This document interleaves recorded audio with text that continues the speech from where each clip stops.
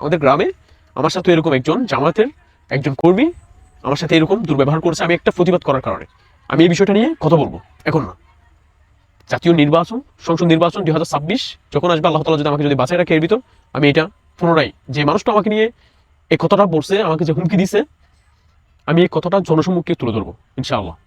যারা দায়িত্বরত আছেন তাদেরকে, যারা এই সমস্ত নাম ভেঙে, নামের ট্যাগ লাগিয়ে জামায়াত ইসলামী যারা চলাফেরা করতেছে, অবৈধ কাজ করতেছে, তাদেরকে আপনারা জনসম্মুখে এসে শাস্তি দেন, তাদেরকে বোঝান। এটা হচ্ছে আমার রিকোয়ারমেন্ট। আরেকটা কথা হচ্ছে, জামায়াত ইসলামী যদি ক্ষমতায় আসে, আলহামদুলিল্লাহ, বাকি যে দুইটা দল ছিল তাদের সাথে ভালো কিছু করবে।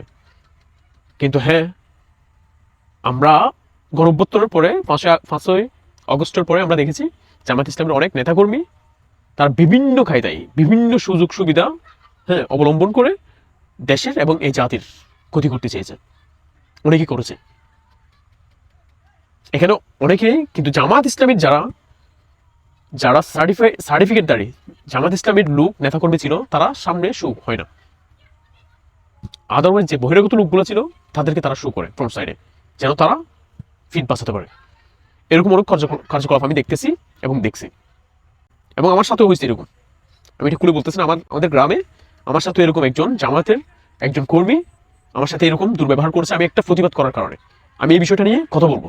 এখন না, জাতীয় নির্বাচন, সংসদ নির্বাচন 2026 যখন আসবে, আল্লাহ তাআলা যদি আমাকে বাঁচায় রাখে এর ভিতর, আমি এটা পুনরায়, যে মানুষটা আমাকে নিয়ে এই কথাটা বলছে, আমাকে যে হুমকি দিছে, আমি এই কথাটা জনসম্মুখে তুলে ধরবো ইনশাআল্লাহ। যাই হোক, তারপরেও আমি চাই যে এনসিপি এবং জামায়াত ইসলামী এই দুইটা দল ক্ষমতায় আসুক, যে কোনো একটা দল। এখানে আরেকটা কথা হচ্ছে, জামায়াত ইসলামী যদি আসে ক্ষমতায়, তাহলে পরিবর্তন হবে দেশ, অবশ্যই এটা আপনাকে মানতে হবে, নিঃসন্দেহে আপনি মানতে পারেন। কিন্তু যারা ভিতরে ভিতরে অনেক আছে, উগ্রবাদী চাঁদাবাজি অনেকে আছে, তাদেরকে জামায়াত ইসলামের বড় বড় নেতাকর্মীদের দেখে শুনে তাদেরকে দল থেকে বহিষ্কার করতে হবে, এবং দলের যে ঠ্যাগ লাগিয়ে চলতেছে তাদেরকে জনসম্মুখে শাস্তি দিতে হবে, না হয় তাদেরকে ভালো হওয়ার আহ্বান করতে হবে। আমি দুইটা থেকে, এখন বলেন আপনারা বলতে পারেন এনসিপি এবং জামায়াত ইসলামী, এই দুইটা দল থেকে আমি সবচেয়ে বেশি মোস্ট ইম্পর্টেন্ট যে আসন্ন জাতীয় সংসদ নির্বাচনে আমি প্রায়োরিটি দেব এনসিপিকে। কারণ এনসিপি আমার দল, এই গণমানুষের দল। এনসিপি উঠে এসেছে, সাপলাকলি উঠে এসেছে 24 গণঅভ্যুত্থানের পর। যে আপনি, আমি, আমরা সবাই আমাদের স্বাধীনতা নিয়ে কণ্ঠস্বর উঁচু করে কথা বলতে পারতেছি, অন্যের প্রতিবাদ করতে পারতেছি, কিন্তু পারতেছি না, অন্যের প্রতিবাদ করতে পারতেছি না অনেক জায়গায়। এগুলো চূর্ণ বিচূর্ণ করে দিতে আমাদের সাপলাকলিকে দরকার, এনসিপিকে আমাদের দরকার। ইনশাল্লাহ ভালো কিছু হবে। এনসিপির জন্য দোয়া রইল, সবার জন্য দোয়া রইল।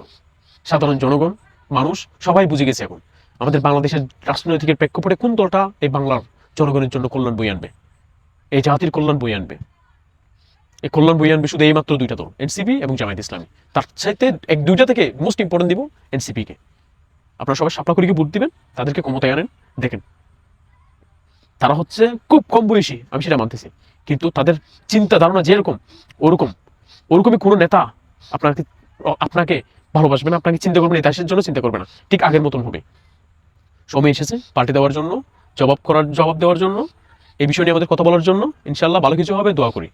সবাই ভালো থাকবেন, সুস্থ থাকবেন। আমি জয়নুল আবেদিন, আল্লাহ হাফেজ, আসসালামু আলাইকুম রহমতুল্লাহ। ইনকিলাব জিন্দাবাদ।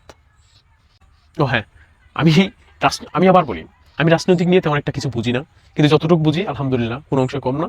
ভালো মন্দ আমি তো বুঝি, আমার অতটুকু বয়স হয়েছে আলহামদুলিল্লাহ। ভালো কোনটা খারাপ কোনটা এটা আমাকে চিন্তা করার জন্য আমার আল্লাহ, আমার রব আমাকে যেই মেধা দিয়েছে, ওই মেধায় আমার যথেষ্ট। এখানে অনেক কিছু ভুল হতে পারে, ভুল থাকতে পারে, আমার কথার মধ্যে কেউ নেগেটিভলি নেবেন না।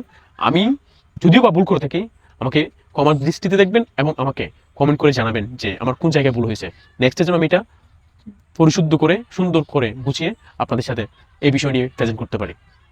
আসসালামু আলাইকুম রহমতুল্লাহ।